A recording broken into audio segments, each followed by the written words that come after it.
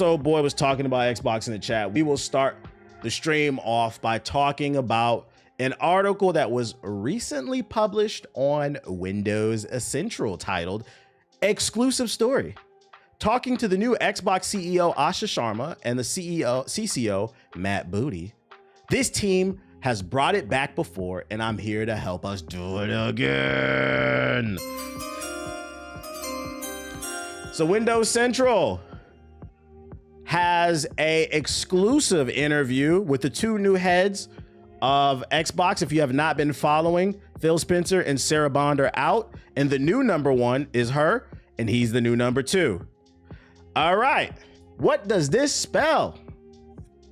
As of February 23rd, 2026, Xbox has a new CEO, Miss Asha, as well as Mr. Booty, who are set to fully retire from the business as Phil retires from the business in October. Spencer has been instrumental in turning Xbox from a Microsoft oddity to a pillar subsidy, bigger in some quarters than Windows itself, but times have changed. Xbox is facing some of its biggest challenges yet, as disruption from non-gaming entities threaten playtime hours and evolving user behavior and sentiment bottlenecks interest in traditional video game play.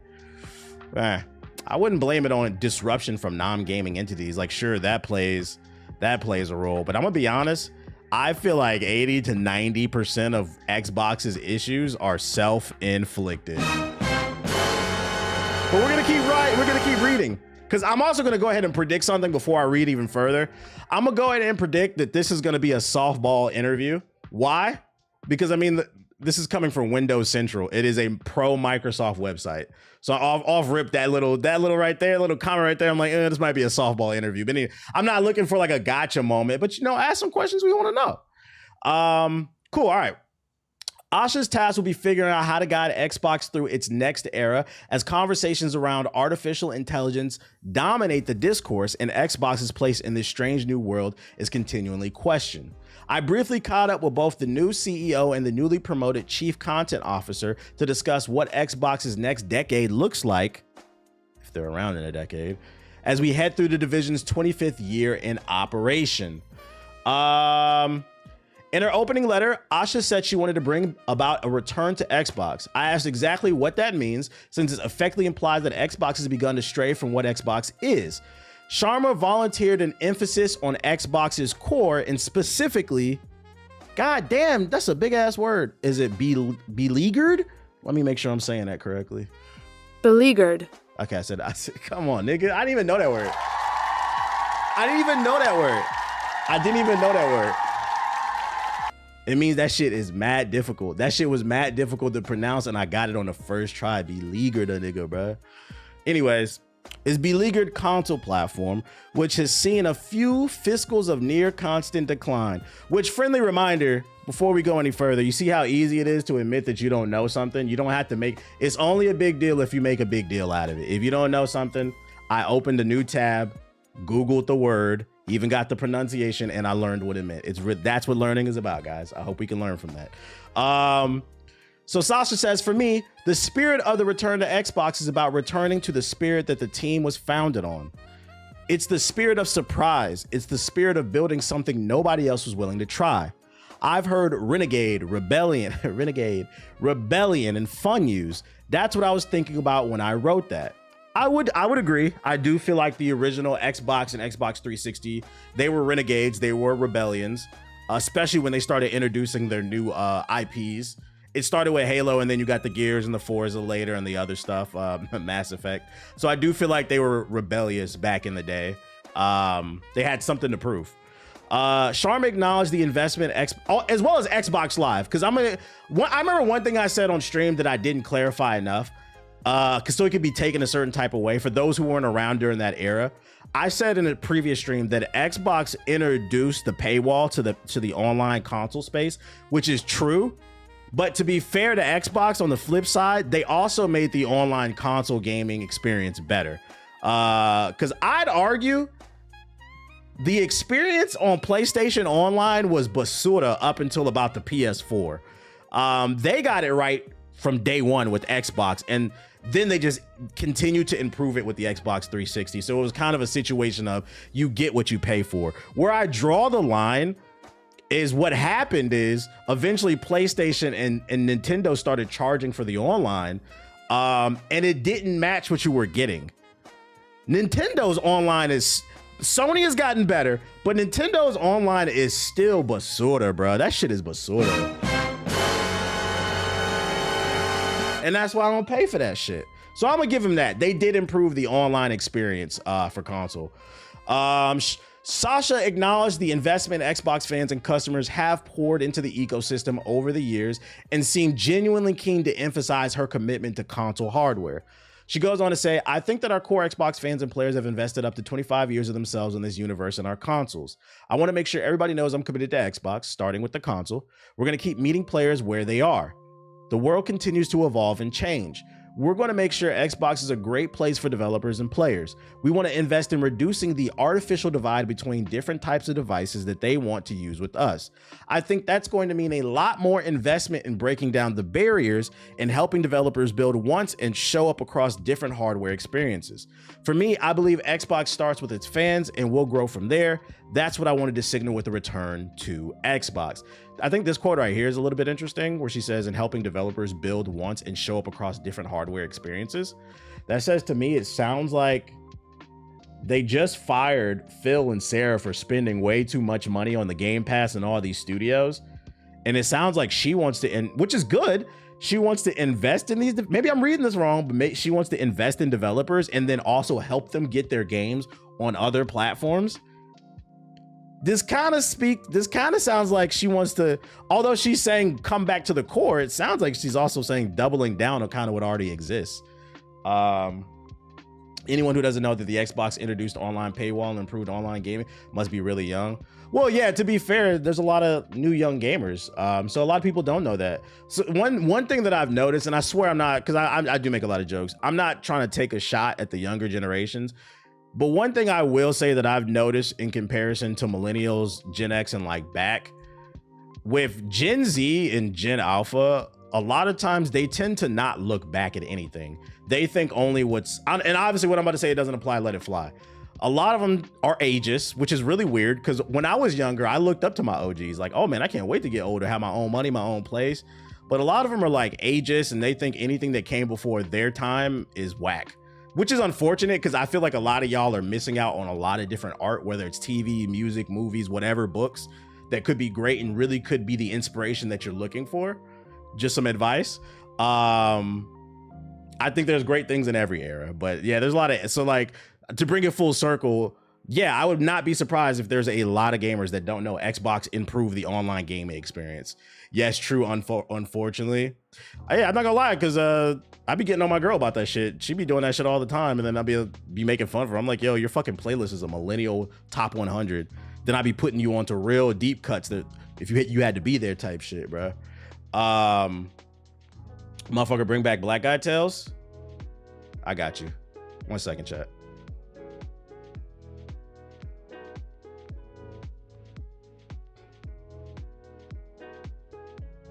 Let's see here. What do we got? When I say bum, when I say bum, when I say bum, when I say bum, when I say bum, when I say bum, when I say bum. You don't like what the fuck I'm saying? Then fuck you. Mission failed. We'll get them next time. That was a Twitch chat, by the way. Not mad. It's just that's the first thing you said. We're having a conversation and you came in here on some other shit, nigga. Get the fuck out of here. In life, you give people an inch, they'll take a mile. I don't believe in that. I believe in smacking you right where you stand so you don't get back up. All right, next topic. There's been a ton of speculation about what kind of moves Asha might make. Xbox notoriously ditched any form of exclusivity on its games, shifting units to PlayStation, paying little mind to the criticisms that reduces the needs to actually buy an Xbox. Interesting. Sharma told me that nothing is off the table when it comes to revising Xbox's strategy, but finalizing the strategy will take time and data parsing. On Xbox's recent strategic decision, Sharma said the plan's the plan until it's not the plan. So this basically proves my point that I was making up here. It sounds like they're doubling down on the things that got Phil and Sarah fired.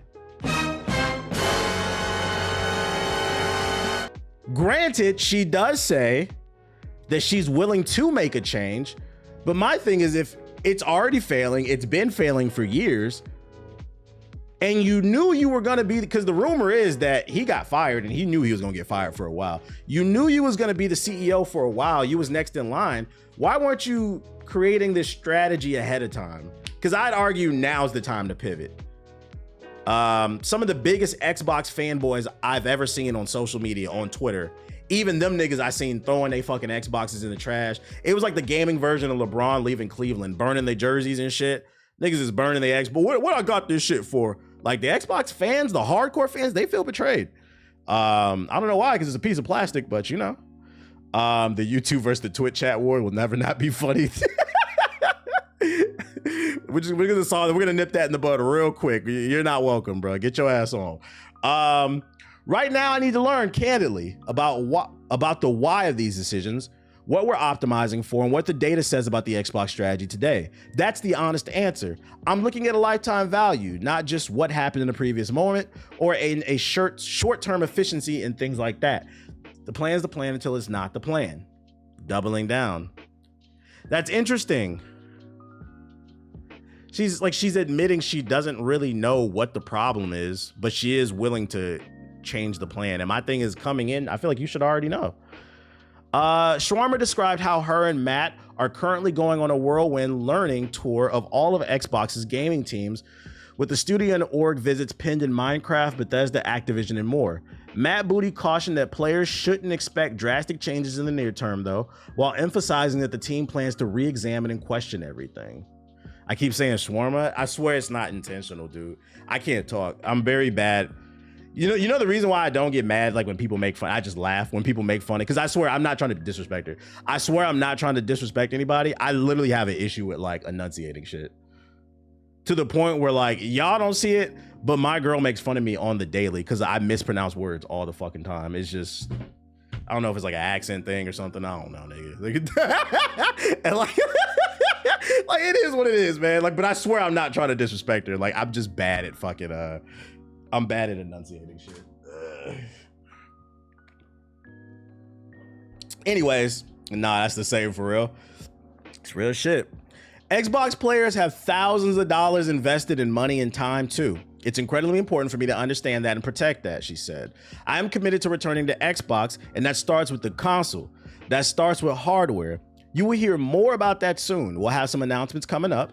You will see us collectively investing here. We also know that there are a lot of players who aren't on console or our hardware, and I want to deliver great games to them too. I need to learn more about what they can look like, what decisions were made, what we need to do going forward, and I want a little bit of time and space to do that. So she says she's on her Shikamaru shit.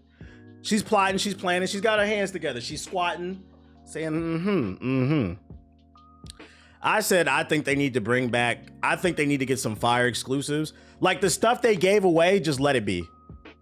Forza, Gears, Halo, just let it be. But the new exclusives, they should have like new exclusives going forward. And they should make the announcement probably. Is it good? Because like what I'm saying, I'm not gonna lie, what I'm saying is it is. It's anti-consumer. It's good that Xbox games are everywhere because it gives you options, but I'm strictly just speaking from a what do I think is beneficial from the Xbox standpoint. I hope we understand that. I personally don't really care that much about exclusives. We need to bring back Blinks the Time Sweeper. Bring them back. The little ones don't know. Shout out to all the new people following. The little ones don't know. That big fat booty chimed in too on protecting the Xbox ecosystem and rejected speculations of Microsoft gunning for its gaming division to devolve it into a publisher. Our studio system is fully built around being first party. We're not built to just be a publisher, that big fat ass said. It's core to our partnership with the Microsoft platform being involved in early hardware decisions, all the work we've done to get games like Gears of War running great on new devices like the Xbox Ally and so on. It is embedded within our structure. We're not backing away from that. We're committed to being a first-party games publisher in partnership with our first-party platform. So they saying if you think that we are going to be the next Sega, they said, nigga, you're. I don't know if I believe that one. Seeing is believing. We'll see. Because I think the problem with this statement is you want me to believe that you guys that being a third-party only publisher, turning Xbox into the new Sega, you're telling me that's not on the table when you guys went out and bought all these studios, spent billions of dollars just to give away all your exclusives to PlayStation. You did that. That hurt you more financially than anything. And you mean to tell me your team's not even considering doing third-party only? I don't know if I'm not saying it will happen, but I'm saying I would not be surprised if this quote comes back to bite them. I would not roll it out. Matt BBL, shout out to Matt BBL. With nothing to show for it too. Because Microsoft, because friendly reminder, Xbox is just a division of Microsoft. The big dogs at Microsoft, Microsoft wants their money back. One of the big issues facing the game industry all up right now is finding new users. Xbox and other big platform holders are effectively just trading the same few hundred million core users back and forth, with attention being divested to apps like TikTok, YouTube, Instagram, and other algorithmic non-gaming products, something I talk about on this stream all the time. I say that if you think gaming is dead, that is a very low IQ take. I'm not going to say you're stupid, but it is a stupid take. And I think one of the reasons why some people feel like gaming is dead is two reasons. A, you're a chicken tender gamer.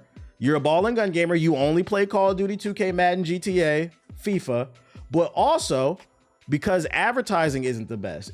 How do you advertise to a market who's plugged into not only Xbox, PlayStation, Steam, but also TikTok, Instagram, YouTube, television, Hulu, Netflix, Spotify, YouTube Music, Apple. There's so many different, and for the few who read, there's so many different things prying for our attention. It feels like there's nothing available to you, and it's probably because something else has your attention, and that's really what it comes down to. Yeah, shout out to all the chicken tindy gamers, man. What am I going to play today? A little 2K or a little Call of Duty? Maybe a little barbecue sauce with it. The barbecue sauce would be microtransactions. A little GTA. Silk Song. Ooh. Anyways, the thing about other products that are taking off, they build really great communities with their audience. We're the stewards of a lot of communities, and we've been that for decades. The thing that makes a community is that you build for the core. What I don't want to do is have any creator at Xbox dilute their focus to chase an emerging community, Asha said. If I want to invest in a new community, we'll look at how to do that. But it's really important that people stay true to their core when they're building. Yo, shout out to Countdown with the $20 super chat. He said, I need more stupid takes put on there. Makes for great content. To be fair, the reason why I haven't had a lot of stupid takes that I've been debating on the stream is I just haven't had anything come up on my For You page. So if you see any stupid gaming takes on TikTok or Instagram, you can just tag me in the comments on TikTok, and then on Instagram my DMs are open. You can just DM the link or whatever, but I haven't really seen any lately. I think the reason why there was so many stupid takes the last couple months is because the gaming awards came on. During the gaming awards every year is when a lot of chicken tindy gamers show their ass, bro. They be mad butthurt about shit that they never plan to play, and they just start saying stupid shit. So there's a nice influx, but right now it's calm. It's calm. Anyways, I don't know what the fuck this means. We'll see with that. A lot of discourse around Asha's appointment revolves around her tenure in Microsoft's core AI organization, whose mission is to integrate AI features into Azure tools. I asked Asha how she felt about AI and the discourse regarding that surrounding her appointment at Xbox. We're getting to the meat and potatoes. Got you, but all I see now is PS4 folks getting roasted, as they should. There's a multitude of reasons why PS4 niggas get roasted at this, and the worst part is, here's another reason why they're getting roasted. PS4 niggas also get roasted not because they're just annoying port beggars, but also they don't even understand why they're getting roasted. So really what it comes down to is they're stupid. You don't even understand. When I say, I know there's a lot of different reasons why. Y'all about to get me going, boy. There's a lot of different reasons to not like a PS4 nigga. But an example of how stupid society is coming is when I say technology is something that is supposed to progress. If you want to take advantage of the latest games, you need to have the latest technology. And PS4 niggas will fight you to the death and tell you, no, I don't. I don't need an updated GPU, CPU, and RAM to run those new textures, those new particles, that new destruction, the new lighting. I don't need it. I just feel like my PS4 can do it because I eyeballed it. And I feel like if you'd have, any other generation, if you would have told them like, yeah, you need a new computer to run this, people would have been like, ah, damn, I can't afford it right now. Maybe later. No big deal, right? No, that's the real, like they're fucking stupid. And people, instead of listening, they want to get in their fucking feelings about shit. And I'm past the point where trying to explain. Now it's fuck y'all. Now, if you retro gaming and you enjoying your PS4, that's cool. We not talking about y'all. When I say PS4 niggas, when I say port beggars, I'm talking about new games. An example, Resident Evil 9. I better not see a PS4 nigga talk about Resident Evil 9. Be quiet. It's not for you. Go play the original Resident Evil 4 on GameCube or some shit. Anyway, I was about to say, AI. In regards to AI, she says, I think that with any new technology, it brings possibilities as a tool. But even more important, especially now, we need to draw lines on what we won't do. That's what I attempted to do when I shared my opening letter, she explained. I will not flood our ecosystem with slop. We won't have careless output. We won't have derivative work. I deeply believe in those words that I shared previously there. For me, seeing is believing. I wish personally she would clarify what she means, because everybody's definition of slop is different, right? Like an annual soccer game like FIFA or FC, whatever that shit is. I call that slop. But to a FIFA fan, it's the greatest thing ever. So like for me, I need you to clarify what exactly is slop. You know, a ball and gun gamer might call Cyberpunk 2077 RPG slop. Really, it's just they have short attention spans, they can't sit still. Choose your own adventure. What? That's too much brain power for them. So it really depends on who it is and what they mean by that. That's why me personally, I would have told whoever wrote this, like, yo, you should ask her to clarify what that means when you say that we're going to be very careful about not releasing any AI slop. Can we get a clarification on that? Mad Booty put to bed Big Fat Booty put to bed rumors that Microsoft's planning to enforce some kind of AI derivative on Xbox from the top, noting that developers are free to use the tools that they want. My definition is any Gen AI is all slop to me. I feel that. Like me personally, I don't want my games made by a prompt. Absolutely not. I agree with that. Yo, shout out to Lord WS with the sub. Appreciate it. That's why I said she needs to clarify. Like me personally, there are some people that absolutely just hate all the AI. If she would have came out and said something like, oh, we're using AI tools to read through the data so we can get through the data faster and see more of what players want, I would understand why some people don't like it, but then I don't think that would personally bother me that much. But what would is if you said you use Gen AI and you're just generating shit from a prompt. Like, nah, that's soulless. So it depends on what you're using it for, I think, for some people. Yo, shout out to Lost Boy with the sub and how many people are getting replaced because of that shit. We've got no pressure from Microsoft. There are no directives on AI coming down. Our teams are free to use any technology that might be beneficial, whether it's helping write code or check for bugs. Things more in the production pipeline. At the end of the day, as Asha said, we're committed to an art made by the people. Yeah, like that, I think most people would be okay with that. Like if they used AI to check for bugs, maybe they go through with the AI once and then go through it like a human. I think most people would be cool with that. It's when you start making games full blown. You finna play Marathon? I'm gonna be on it. Gen AI is stolen material trained without consent of artists. Yeah, nobody likes that shit. Wait, that's the QA's job though? We need them though?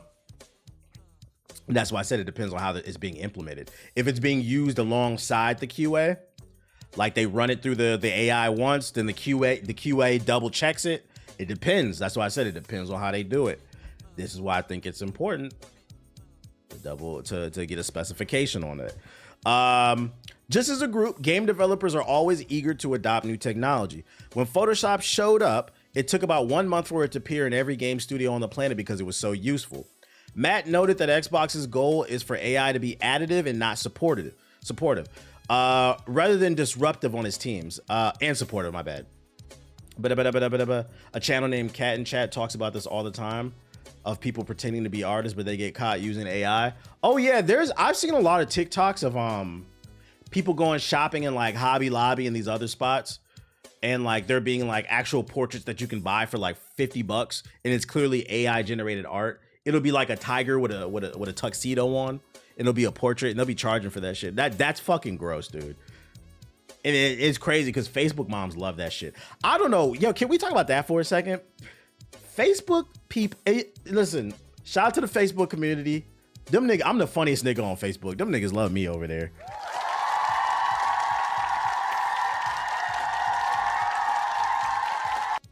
That being said, Facebook niggas got a weird and what am I to say? If it don't apply, let it fly. But Facebook niggas got a weird obsession with AI. Literally I think I talked about it on stream like a week or two ago. Some nigga on Facebook, on my Facebook page, went to a picture I uploaded from like 3-4 years ago, and he took it and fed it to the AI and turned me into an Akatsuki virgin. And I was looking at that shit and I was like, what's the point of that shit? Let me see if I can find that shit. Let me look. What's that? I was like, what's the point of that shit, man? What are you doing? Let's see. Like y'all okay? Y'all okay at Facebook? I think it was this picture. Is it in the comments of this picture? Nah. Yeah, I think I talked about it on stream because people said they saw it. I don't know which picture it was. Fuck. I thought it was that one. Forget it. I'm gonna look one more time. Yeah, I don't see it. Fuck it. He was bored. That's diabolical. But I'm like, yo, that's an old ass picture. Why you feed me to the AI? What the fuck? I didn't ask to be in it. My name is Hokage, not Akatsuki Hokage. What the fuck? People on Facebook are gullible as fuck. They love them AI kitten videos. They think everything is real. I seen the video last night of this girl talking to her mom, and she was telling her mom the video was fake, and she's like, no, it's not. It was a video of an AI generated woman with snowblower heels, and she was walking through the snow. Let me know if y'all seen this video. The woman was walking through the snow, and the snowblower was on the toes going through the snow, and her mom's like, that's fake. I thought it was real. I was gonna get it for you. I'm like, are y'all serious? You should have known it was fake because in the video, the logo was teleporting from one ankle to the other, but also she had a snowblower on her toes. Where the toes are supposed to be, there were blades there and snow going in and out that shit. I should have saved that video. I said, oh my God, we're doomed. These people are allowed to vote, man. Yeah, we're fucking cooked. So that's them Facebook folk. I don't know what it is, man. But anyway, just as a group, game developers are always eager to adopt new tech when Photoshop. Yeah, we read that. I hear throughout our studios, it is the people, our artists, our coders, the writers. They're doing the creative work. In my experience, anytime there's a new tech, what happens is there's a need for more specialists, new specialists. It raises the bar on what the expectations are for the quality of games. Yo, shout out to Watcher Content with the super chat. He said, I know a guy who complains about new games because he can't play on the PS4. I told him to stop being a hobo. 3 paychecks, there's plenty of people hiring. Tell him stop being a hobo. H-O-B-O.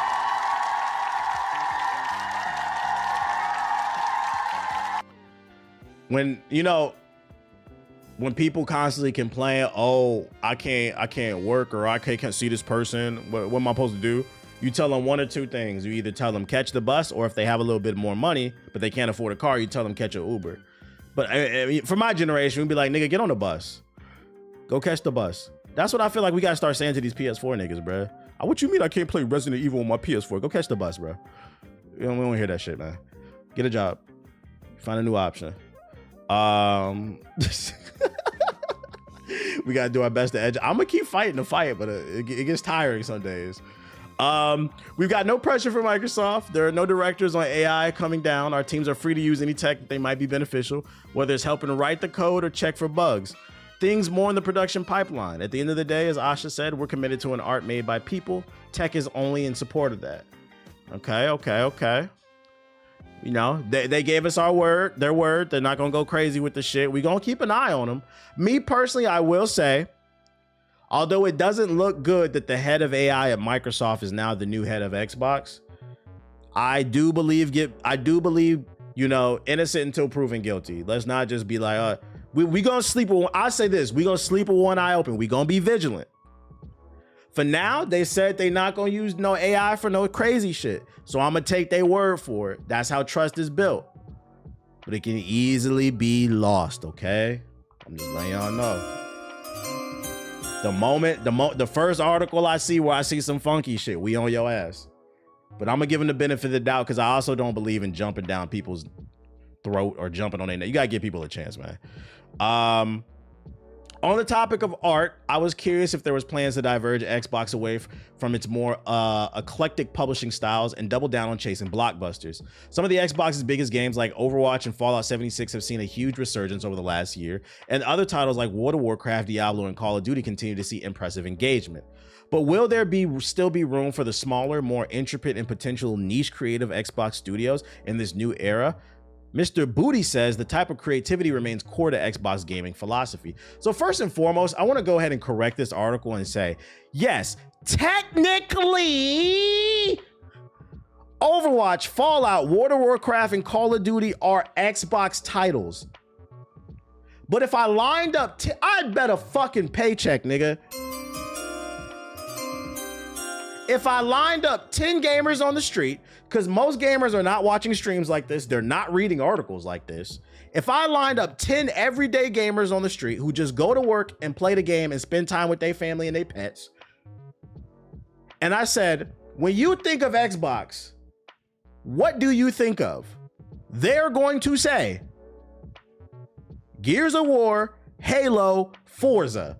Ain't nobody saying no fucking Overwatch, Fallout. I'm gonna be honest, I didn't even think about that until I read this article. So I gotta call cap on that, bruh. Nobody thinks of fucking Overwatch and Fallout 76? Nigga. First of all, nobody associates Fallout 76 with Xbox. Nobody even thinks about Fallout 76 besides the 10 people playing it. And World of Warcraft? That was a PC juggernaut in 2004. It's been like on a, which shout out, it's been like on a 20 plus year run. They did 20 years before Xbox came in the picture. That don't got nothing to do with Xbox. Diablo 2 and Call of Duty 2. Like, what are we talking about? Is Dishonored? Yeah, we talking about Dishonored. Dishonored is not associated with Xbox. And this kind of goes back to what I was talking about on the podcast. If you missed it, youtube.com/GI updates. We do a weekly podcast over there, the world's best gaming podcast weekly. Come on now.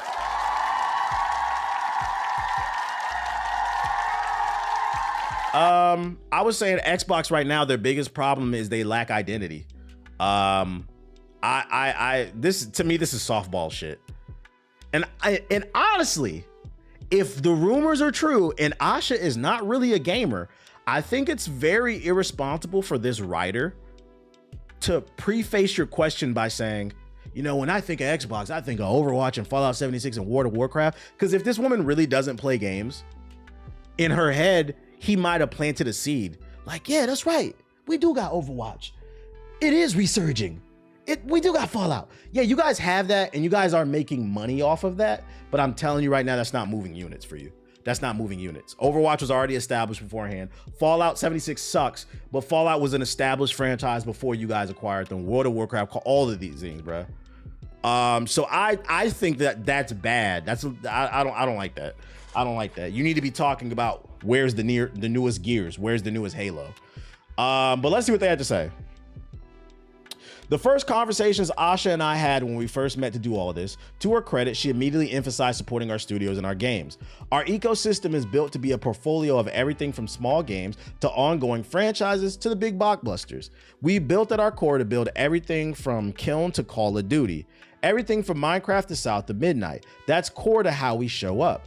Matt said the Xbox thinks of itself as a federation of studios supporting each other both creatively and technologically. Like right now, I can tell you right now, Bethesda's been around for forever.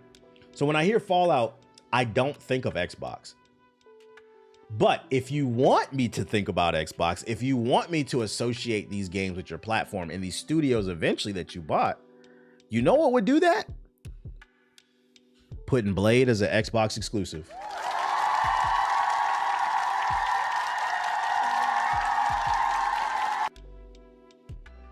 You could say the same thing with Gears of War, though. No, I mean, they own it now, but that was an Epic game. Yeah, that was, you're right. You're right. Because Epic was independent before they sold it to Xbox. Then they had another studio working on it. But even still, even when Epic was independent and it was an Xbox exclusive, people associated it with the Xbox. So it doesn't necessarily have to be that Xbox owns it, but it does need to be exclusive to the platform, if that makes sense. I get what you're saying. W Streamer, tight shit. Don't you think that would hurt them rather than help them? No. Because if their goal is to build brand loyalty and get people excited about it, you have to have those games on your platform that cannot be found anywhere else. Because that's what made Xbox popular in the first place. With the original Xbox, I remember as a kid with the original Xbox, I remember the streets was talking. You gotta play Halo. You gotta, like, it's changed the way first-person shooters work on a controller. Because some of y'all are not old enough to remember, first-person shooters on a controller were fucking basura. I don't care what nobody says. Go play GoldenEye. That is nostalgia talking. GoldenEye was a great game for its time. I'm gonna repeat this. GoldenEye was a great game for its time. That shit is ass now. Yeah, I said it.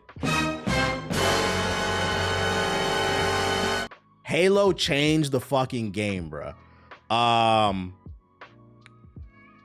They need that. They need that. That's what built the brand loyalty. Like, I remember being jealous that I could not play Halo 2. Like, Halo 2 is when the series really took off. And then Gears of War came out. You had like the Gears fiends and shit like that.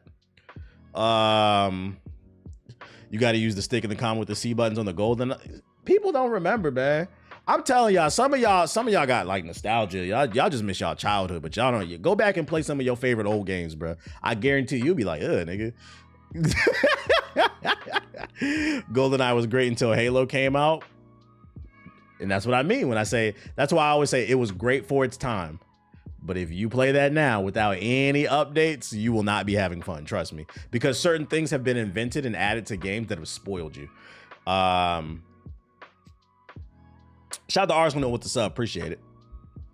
That's why I believe there are two genres of classics. There are games that are classics and they were great for their time. And then there are like definitive classics, like games that just, like the definitive classics, in my opinion, are games that aged well. Games that were ahead of its time. Timeless, yeah. Some things are not timeless. But I think that's why a lot of people say Mass Effect 2 is their favorite in the original trilogy, because Mass Effect 2 and 3, gameplay wise, ages much better than the first game. And I say that's a fair criticism. I say that's a fair criticism. The first one is still my favorite, but I accept that criticism. Like Ratchet and Clank 3, yeah. I liked all the Halos, but 3 was my favorite. 3 was the most, no, 3 and Reach was the ones that I put the most hours in. Shout out to the late game Owl with the sub, appreciate it. Mass Effect 1 is stupid easy. Well, the games weren't supposed to be hard. It was about the experience and the story. The first conversations Asha and I had when we first met to do all this, to her credit, she immediately emphasized support. Oh, we already read that. I think we've got one of the best portfolios out there, even in the entertainment industry more broadly in terms of that range. We're dedicated to it, and here's why. I believe that almost everything big started as something small. No shit. We cannot lose that ability to have those places where little sparks can grow into something big. The creative environment that lets us take bet and creative risks has to be part of Xbox's culture. We're committed to our studio. We're committed. Our studio system is built for that. The best thing about my job is sitting in on those meetings when they're just early ideas. You can imagine what it's like sitting in a room and someone says, we're going to make a game about a walking lighthouse, Matt said, referencing Double Fine's Keeper. And then I go from that to review the next 3 years of Call of Duty. It's been great to hear Asha state her commitment to that as well. I didn't get a chance to ask everything I wanted to ask. There are so many questions about Xbox's future and its strategy, so many levers that could potentially shift and so many angles that could potentially warp. I wanted to ask more about the Xbox Game Pass and its future in the ecosystem, what role Xbox Cloud Gaming stands to play, and obviously whether or not we'll eventually get a new Banjo-Kazooie. But those questions will have to wait for another time. In closing, I asked Asha what she would say to Xbox fans who have worries and concerns about change as a bid farewell to Phil Spencer, who inherited a very different Xbox back in 2014. She said, Phil Spencer is a remarkable person and a remarkable leader. I think that when he took over in 2014, he changed the culture of Xbox to focus on player-driven and creator-driven decisions. I intend to honor and uphold that. That once again sounds like they're doubling down, and if that's the case...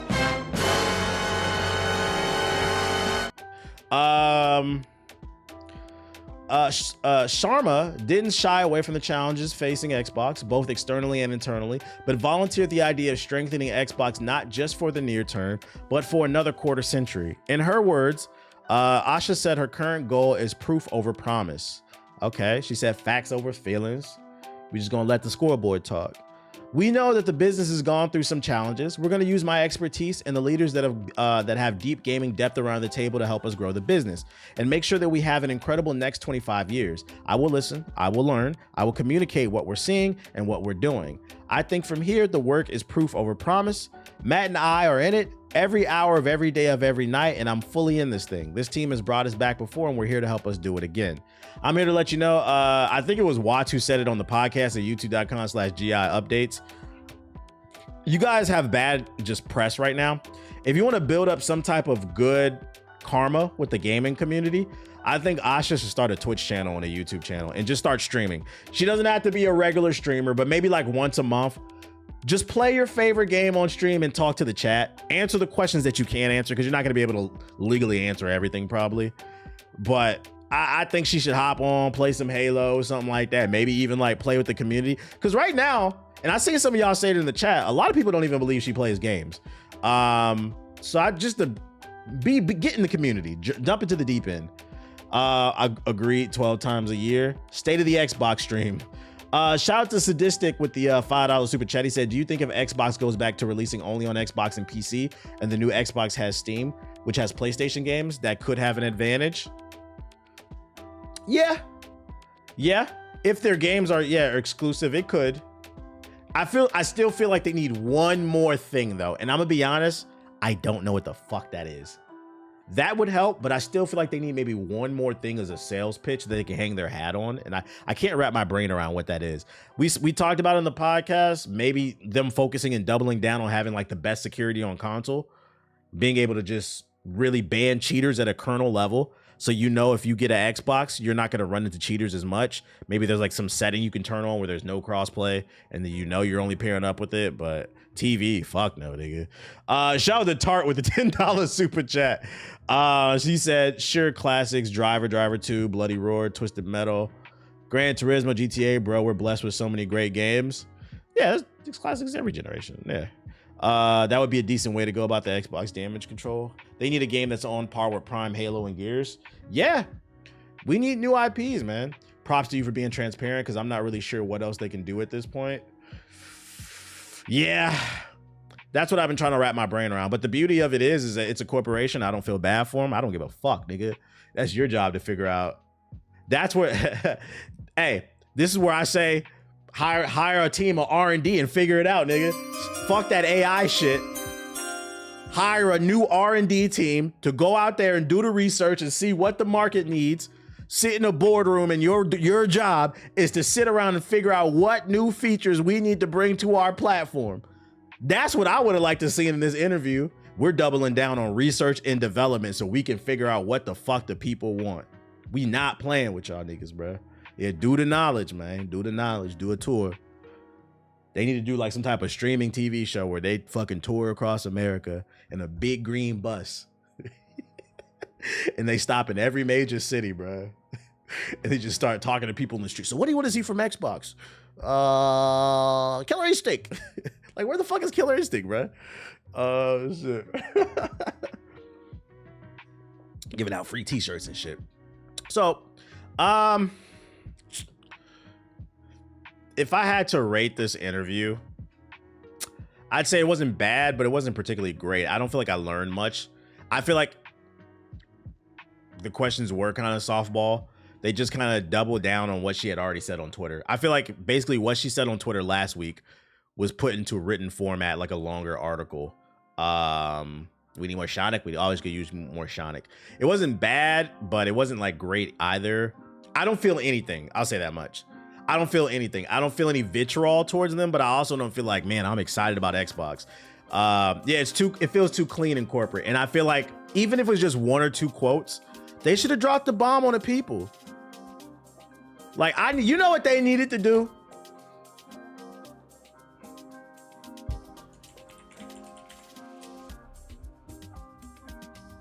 I needed them to hop on the fucking... I needed them to hop on the Windows Central interview and say this shit, bruh.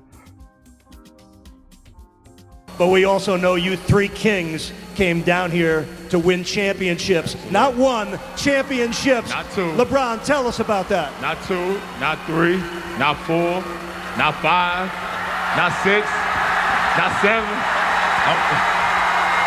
Hey, and when I say that, not 1, not 2, not 3. What an era, what an era. Not 4, we coming for your ass, boy. We feeling good. We got some shit up our sleeve. Even if they couldn't even say what they had to announce, because they said we had something coming up. Something coming up could be next year. We don't know what the fuck they mean. In April, we gonna have a big announcement. Hold on to your pants. Say something like that. Ended up being 2. It did. chill. Yo, pray for my man's Chris Bosh too. I seen he tweeted out a video that he had a health scare too, man. I hope he's okay. Anybody remember that 1 versus 100 game on Xbox? Bro, that shit was gas. That's what I mean when I say, like, yo, Xbox, man, I feel bad for some of y'all that wasn't around during the Xbox 360 era, bro. Because I feel like we talk about Forza, we talk about Halo, we talk about Gears. Like I said, people forget Mass Effect was a exclusive for the Xbox up until Mass Effect 3. Then you had that 1 versus 100 Monday, what was it? Friday Night Combat or Monday Night? What was it? Monday? Y'all know what I'm talking about, that hero shooter? Monday Night Combat, I think that's what that shit was called. Fusion Frenzy. BioShock, yeah, BioShock was an exclusive. They had, yeah, Monday Night Combat. They had bangers. There was one free Xbox arcade game I used to play all the time. I think it was called Aegis. Something like that. It was like Aegis Wing, bro. I used to play the fuck out this shit right here, bro. On the Xbox arcade was lit, nigga. It was Cameo was lit. It was a co-op shooter, that bullet hell shooter that you could play with your friends. I think it was like 4-player co-op, I think. This shit was gas, bro. They had a lot of what was it, Blue Dragon? They had a lot of AAA exclusives, but then like, you know, indie cool games, basically. Indie cool games, man. And I feel like they lost that. Gotham City Imposters won an Xbox exclusive. That was on PC too, I believe. Yeah, Mirror's Edge used to be an Xbox exclusive. I think because it's been 2 generations, right? Xbox One, now the Xbox Series, and then really 2.5, because we're going towards the next Xbox, right? We are now 2.5 generations removed from their heyday, their prime. So we got an era of gamers that don't know what it was like during the Xbox 360, man. Fucking when Marvel vs. Capcom 2 dropped on the Xbox Arcade, that was the first time we had seen it, like in 15 years. Some shit, 10 years, some shit like that. That shit was lit. But yeah, 1 versus 100, you just unlocked a memory. I used to love that game, bro. Xbox 1 versus 100. If you never played this game, I believe it was free to play. It was an Xbox game where you got to load in with 99 other people and their Xbox avatar, and it was a trivia game. And like every time you got a question wrong, it eliminated. It was a trivia BR game. Every time people got a question wrong, those people got eliminated. This shit was fun, dude. This shit was fucking fun. So Xbox Arcade and financially backing the AA developers to move. Maybe that's the move. Yeah, maybe bring back Xbox Arcade, some type of indie program, and they really push these games. The only thing I would say would be hard about maybe This dumbass is not doing trivia. Chill, bro. Chill. He said, you know these niggas don't know nothing. Chill. Hella fun. The only issue, and it's kind of what he said, the only issue with them going the Xbox arcade route is, unfortunately, I feel like the PS3 Xbox 360 era is the last era of gaming where when you said you were a gamer, that meant you played everything. Saying you're a gamer in 2026 is something completely different in 2007. I think the era of the PS4 and on ushered in the era of the ball and gun gamer. And I think it started with Call of Duty Modern Warfare, the original Modern Warfare, which was 360, but like it took off during that PS4 era. So like, as much as I like this stuff, it is kind of hard for them to cut a check for people to develop unique stuff like this, because there's no guarantee they'll get their money back, because unfortunately there is a generation. I'd imagine it's confusing too as a person who's a suit who doesn't really play games like that. There's being more money generated than ever, but there's not more open-mindedness, basically. What's the level of gamer? Like, what does gamer mean today? And that's what I'm saying. Saying you're a gamer today means something completely different than back in 2007 or in the 90s.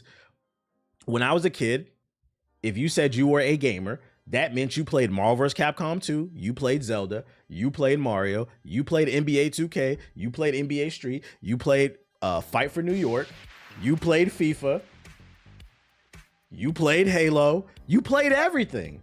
Now, you might have not owned everything because we was kids, but hey, look, my man's got Halo, I got Gears, he got Call of Duty, we go to the fridge. You got Smash, we come over to the crib, but we played everything. Jak and Daxter, Sly Cooper.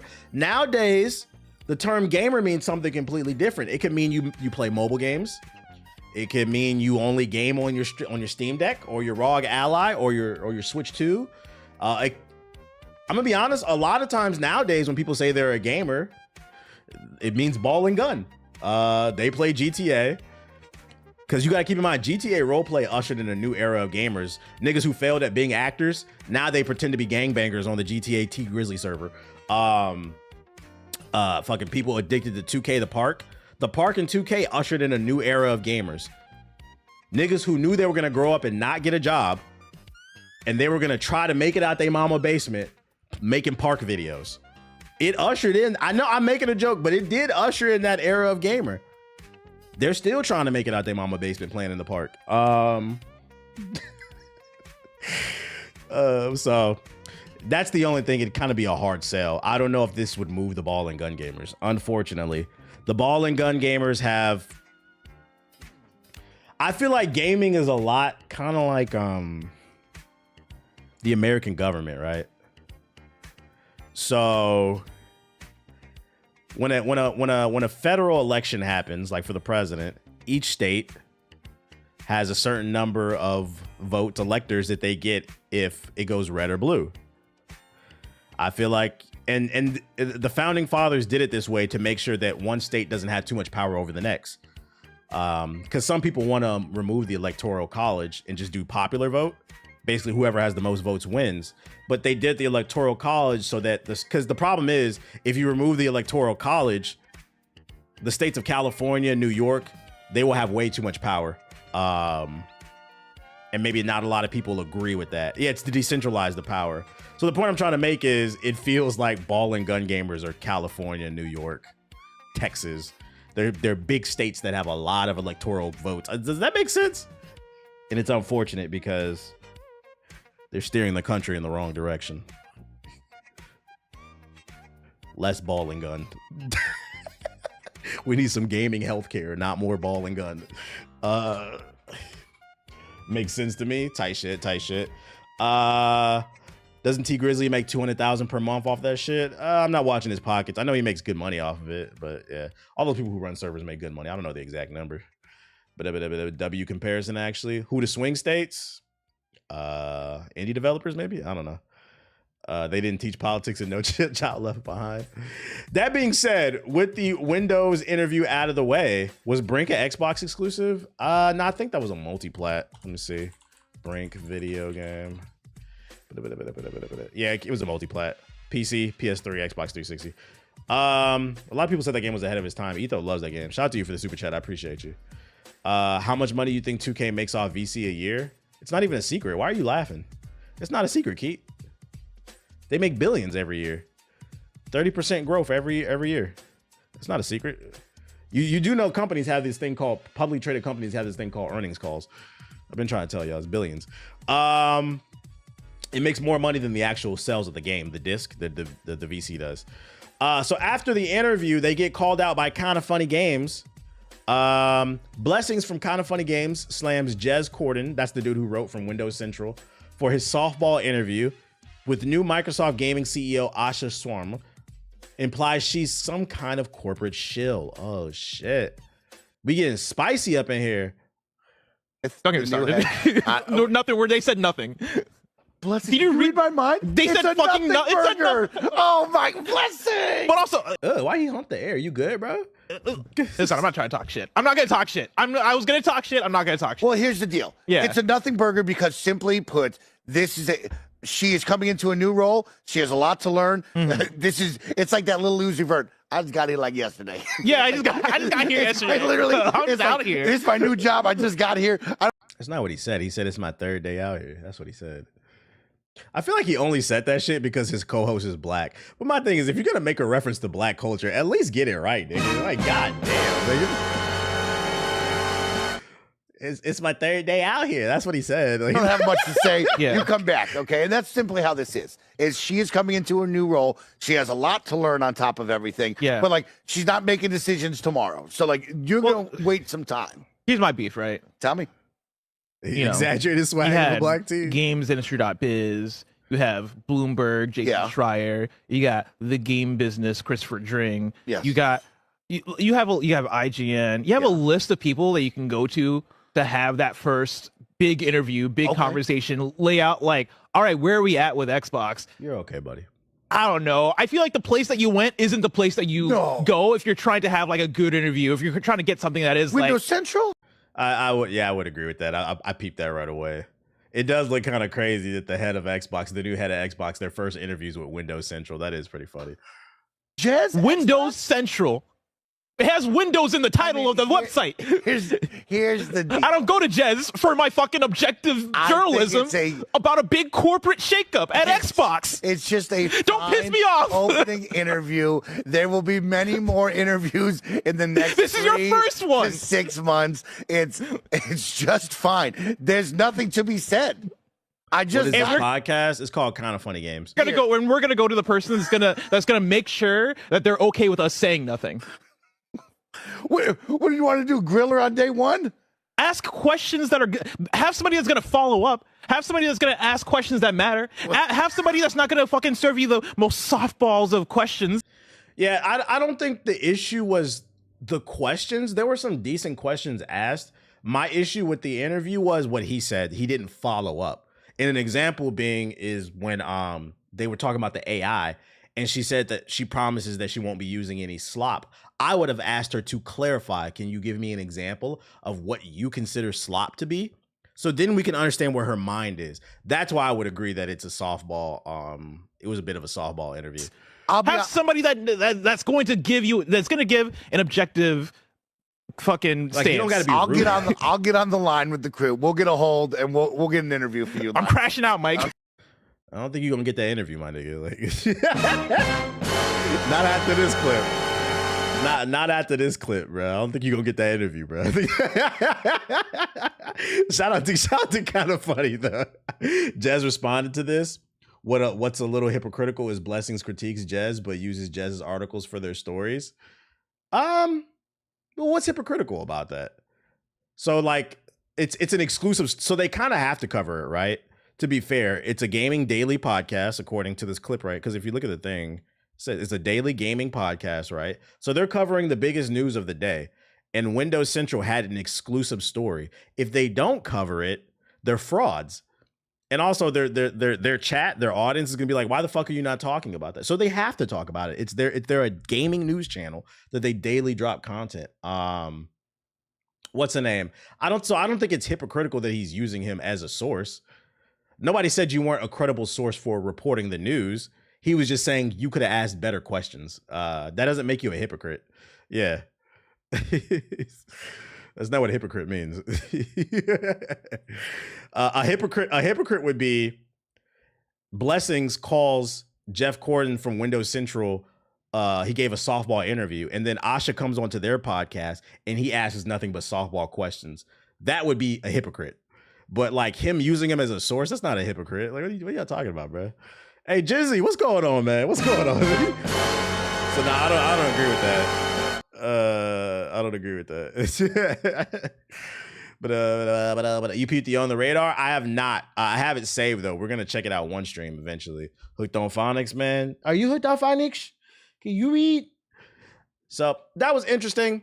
That's the latest Xbox news update.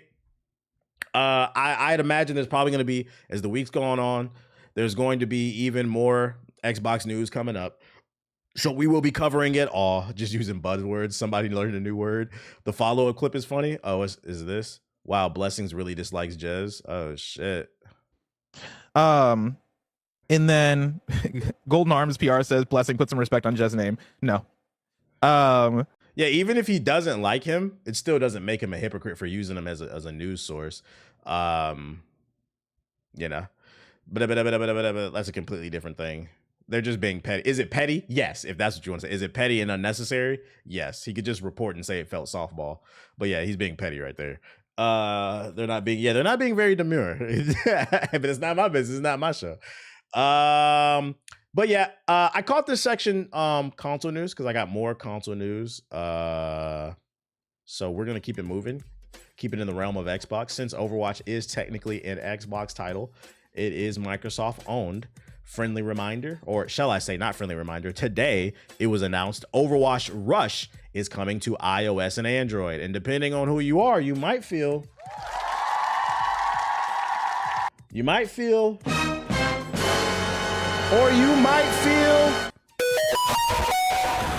all right. The Blizzard has announced Overwatch Rush, a new top-down hero shooter designed specifically for mobile phones, but a release date has not been announced. The mobile shooter is in development by a dedicated team at Blizzard, separate from Team 4, whom have deep mobile experience. That's good to hear. It's a separate team. It's not taking away from the main team. Team 4 remains fully focused on the main Overwatch game. So what is Overwatch Rush? It's a top-down hero shooter in the early stages of development. It is being built from the ground up for mobile and set in the Overwatch universe. It is designed for fast-paced, on-the-go play with hero-centric combat and playstyle customization that suits both team and solo players. The game is built for mobile devices, offering intuitive controls and bite-sized sessions without sacrificing depth. Thank God. I'm not like super interested in this, but I'm glad to hear that they are making something specifically from the ground up for mobile. Because my issue with I don't know if y'all know, Ubisoft is working on a Rainbow Six Siege mobile version, and it just looks like they're trying to port the PC version over to fucking phones, and that doesn't work. So that's good that they're building it straight up for mobile phones.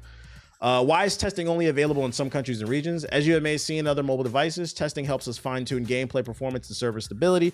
It allows us to gather feedback across all aspects on the games and helps us optimize the experience for different devices and network conditions. Translations, we have markets outside of the United States, so we need to make sure it works everywhere. It's going to be microtransactions. Oh, bro, it's mobile. Offer it. I feel like when it comes to mobile games, there's no reason to even bring that up. You should just know what the fuck you're getting into when it comes to mobile games. That goes beside the point. Shout out to Dark City with the super chat. Appreciate it. The only way Xbox survives is if they somehow buy Steam. Gabe will be 64 this year and may want to crash out. Does Xbox have the money to buy Steam? I don't think Steam has a monopoly on PC gaming. Do they have I don't think they have the money for that, big dog. That's a different demon. And I don't think they would sell it anyway. Because why, if you're Steam, why would you sell to Microsoft? Bethesda, Activision, that makes sense. But Steam, the main proprietor of gaming on PC, They own like 95% of the PC market. They are getting 30% of every PC game sale. Hell no, I would not sell that shit. That's generational money. When is it coming out? It's far too early to say. Learning from test cycles will help inform those. So please keep the feedback coming, and we'll share more info. And it has the specs. So yeah, iPhone 11 or higher, some shit. I don't know. Oh, there's a video. Oh shit, I would have went straight to that if I would have known. Oh, let's watch the video then. Fuck it. We ball. Steam selling out would be the end of the... Yeah, that's another thing. I agree with you, Florida man. If Steam sold to Microsoft, you wouldn't want that. You would not want that. First things first, I'll tell you what would happen if Steam sold to Xbox. That 30% that, in my opinion, is already too much that they take from every developer, that shit getting jacked up to 50, 60%. They going Steam sales, they're gone. We took a look at the books and we felt like you guys are getting too many sales. So instead of a seasonal sale, we're going to do one a year. And then there'll be nothing more than 10% off. Fuck no, man. All right, let's watch this shit. The following is over a match from a recent developer playtest. All content is shown a work in progress. Price of a brick going up. Here we go. Right. Okay, remember we top-down camera. Interesting. Nice. Awesome shield. There we go. Yes. It looks like a straight-up MOBA. Like one of them League of Legends rip-offs on phones. Charging. We'll check the side room. Let's hold it. Hey, they are. Instant pass. Get behind. Oh, there we go. They're pushing hard. Flank on the sides. So it's literally Overwatch, but they changed the perspective of the camera to match. I think this camera works well for mobile, but it looks like the same game mode. We have to get out. Looks like Brawl Stars type shit. Getting right. Hey, I'm not gonna lie, I enjoyed a little bit of Brawl Stars. Break a shield. Yes. It's an okay game. Charge in. Make him regret it. Nice. Oh my God, that was awesome.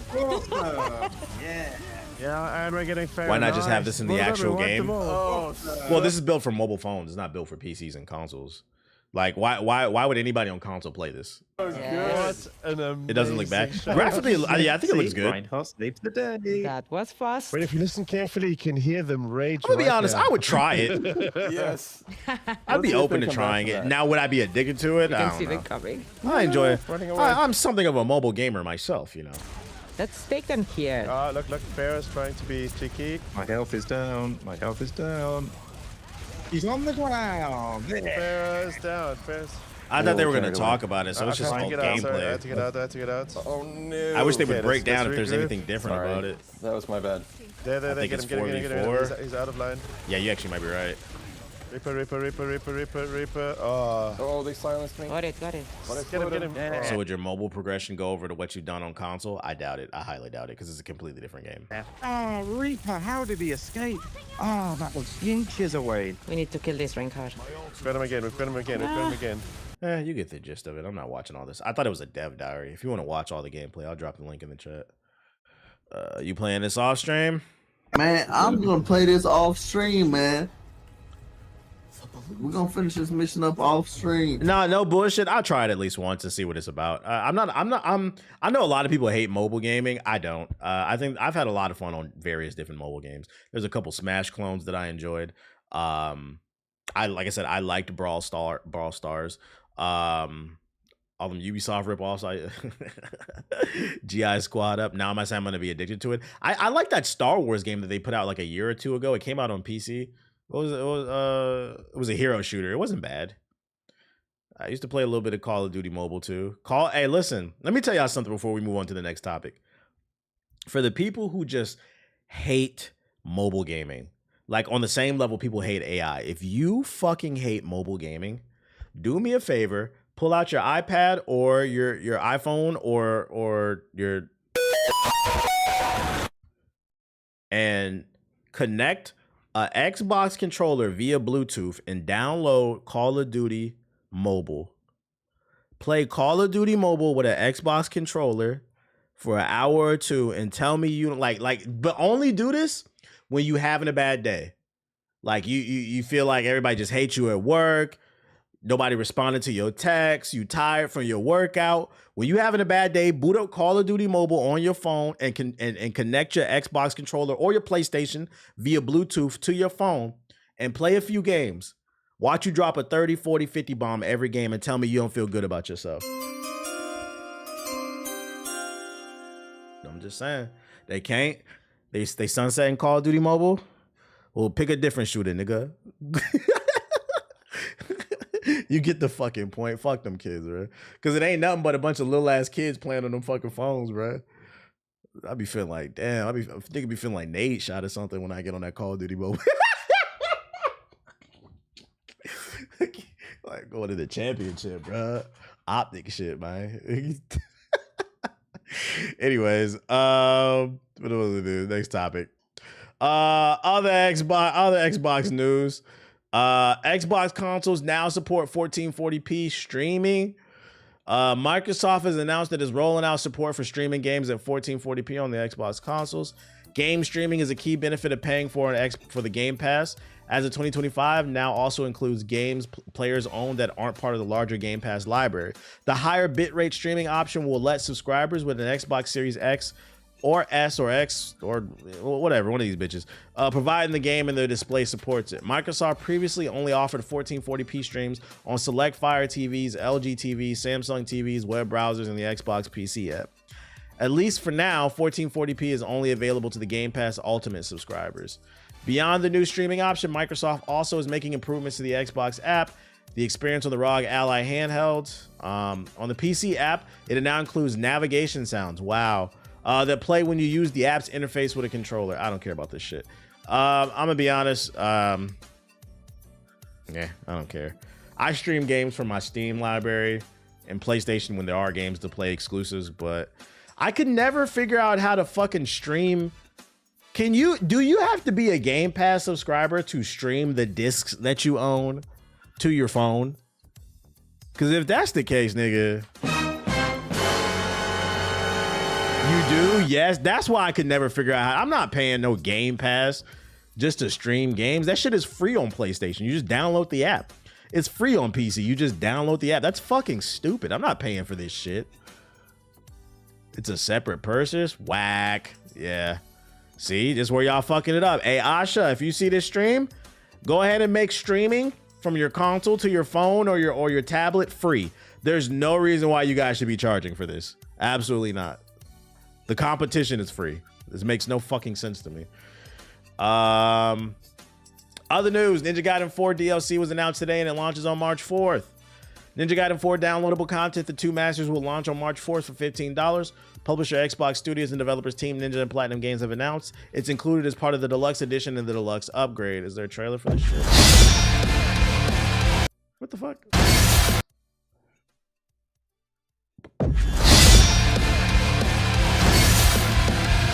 Your fetid rhymes end here.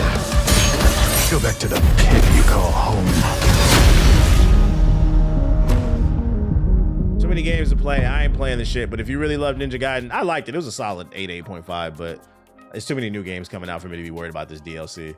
Not gonna lie, the audio startled me, but if you want to be Ninja again, it's back. $15. Who's hopping on it? There's something to play. I'm gonna play this off stream. Bet.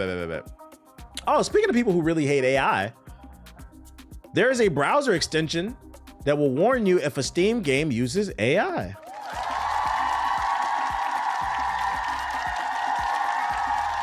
A new browser extension will make it easier for you to spot games with AI-generated content on Steam. As spotted by Kotaku, the AI warning for Steam extension has released by Sue on both Firefox and Google Chrome. You can see the extension in action below on the Arc Raider Steam page. Once you install this browser extension, it will make AI-generated content disclosure warnings a pop-up on the Steam page the moment it loads up. Oh, so it's no fucking confusion. While it won't reveal that a game uses AI if the developers don't disclose it on the Steam page, it's still a useful extension. So basically what this does is, if they say that they use AI, but it's buried somewhere in all of the description, like small text, it just makes it easier to find because now it's a pop-up. Right on time for the gamer news. What up? Let's see. Is this the link for anybody who wants it? Yeah, if you want it, here you go. I'm dropping the link in the chat.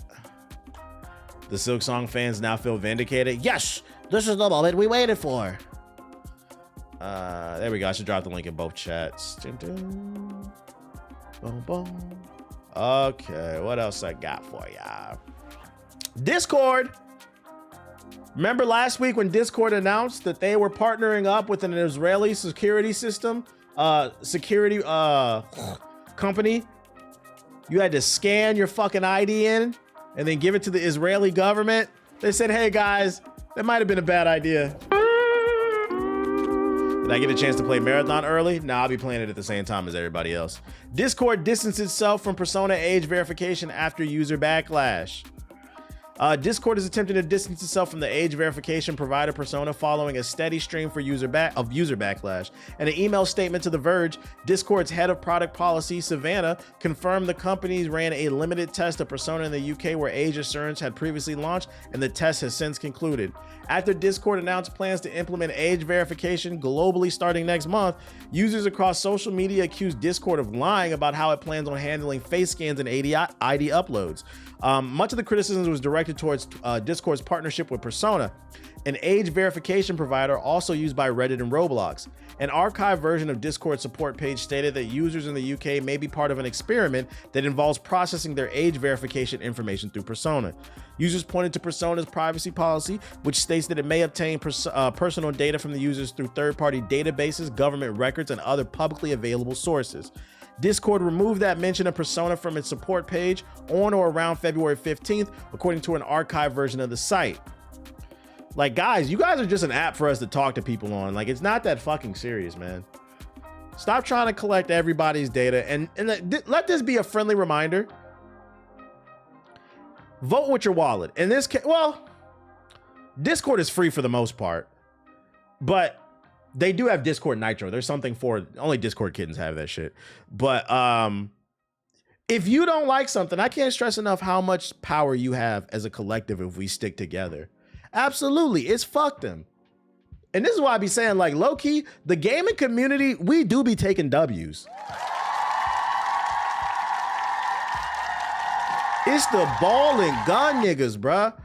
The ball and gun gamers are the ones that they can't get off FIFA. They can't get off GTA. They the ones that don't fucking listen and they don't understand. I don't understand this concept of 2K the only basketball game on the fucking market, bro. Be a fucking adult. The average gamer is 35 years old. Act like it.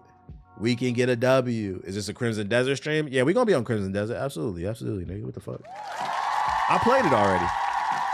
That brother be like, that brother's starving. That brother's starving, man. So let's continue to take these W's. If you don't like something, make it be known. Your tweets matter. Voice your opinion on stuff. Niggas was quick to fucking kick down. It's crazy. They was quick to kick down the fucking studio that made High Guard. When it comes to the microtransactions, I can't get off this shit, man. I love this shit. I love this crack. Play something else, yeah, or get a new hobby. Start reading or some shit, man. And then last but not least, Sony confirms PlayStation Plus monthly games for the March of 2026. 4 games hit, includes PGA Tour 2K25. But in addition, you'll get Monster Hunter Rise, Slime Rancher 2, and the Elder Scrolls Online Collection Gold Road are all available on March 3rd to April 6th to all PlayStation Plus members, as confirmed on the blog. So, you know, all the freebie gamers out there, that's what you can expect next month. You know, while we're playing Resident Evil and Marathon, if you're balling on a budget, you can play some PGA Tour. You can play some PGA Tour 2K25. You can play some Slime Ranchers. This is another reason why I hate, jokes aside, this is another reason why I hate the argument that gaming is dead. Do you know what me, the Niglet version of me, would have done for free games every month? Do you know what I would have done it like for my parents to pay for my fucking Game Pass? We played the same 1 or 2 games over and over and over and over and over and over. Even when you're broke, if your PlayStation Plus is paid off for the month, you get 4 free games. You can't find nothing to play, man. I heard Monster Hunter Rise is decent. Play some PGR. Go golfing, bro. Or get, what somebody in chat say? Or get a new hobby, man. Jesus, these kids don't know. They don't know, man. The Elder Scrolls Online, that's a solid game. Go fucking play it, man. It's free. until you get your money up. When did people stop understanding the concept of beggars cannot be choosers? Shut up. You're poor. And there's nothing wrong with being poor. We all have ups and downs. But like, I just miss when niggas was poor, they acted like it. You know what I'm saying? Like, oh man, I didn't have nothing to eat, man. Thanks for the sandwich. Now niggas ain't got a sandwich in their fridge. Man, give me that sandwich, bitch. Like, what the fuck? What the thanks, I guess. God damn, dude. I'm a PS4 owner. I deserve the world.